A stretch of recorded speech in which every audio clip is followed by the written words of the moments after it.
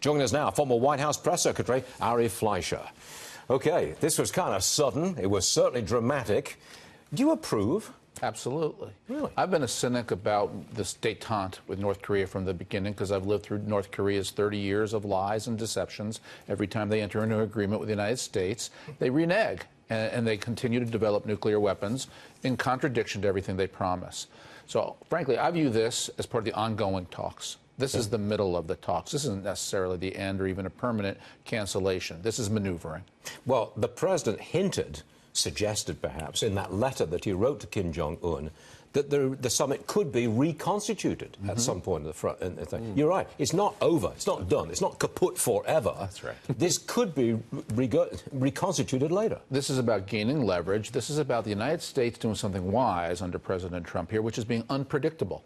One of the advantages North Korea has always had over us is we act in a predictable fashion. The more predictable we are, the more North Korea takes advantage of us. So here comes the bull in the china shop, Donald Trump, the rude man who doesn't know how to be a diplomat, who actually knows how to deal with somebody like Kim Jong-un. That's the understatement of the decade. You realize that, Ari? But it can be an advantage. I think in this case it is. You remember when the president went to the gridiron dinner and he said, "I'm crazier than Kim Jong-un."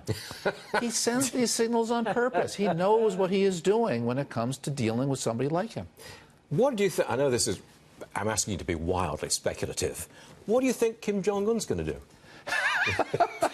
Speculate for me. Demand the summit beyond. I mean, that's why this is very smart of Donald Trump. He has kind of gotten to the fringe of Kim Jong-un in a smart way. Got him in a box. That's right. And because Kim Jong-un is so used to America doing what Kim Jong-un and his father and his grandfather always did to get a good result for North Korea, where North Korea was rewarded. They received energy, they received food, they received financial support.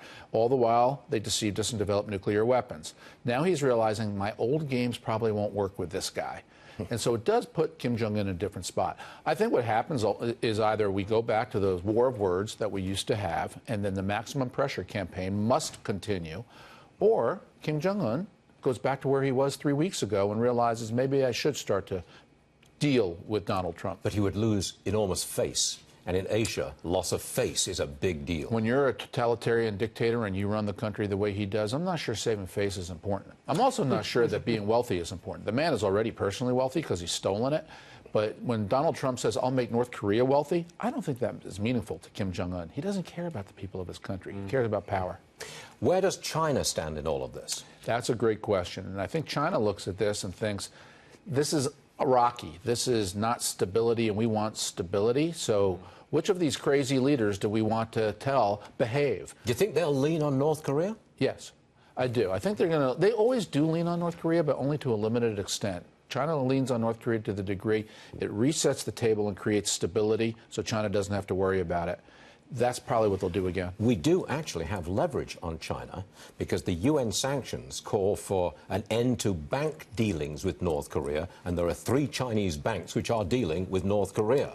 If we put sanctions on those Chinese banks, we have leverage. Donald Trump has gone farther in achieving sanctions that are enforceable and meaningful against North Korea than any of his predecessors, including my boss, I have to say. And he's done it by pressuring other nations to go farther than they've ever gone before, and they've gone along. The maximum pressure campaign is our best tactic. The voice of steady reason, Ari Fleischer, where you been?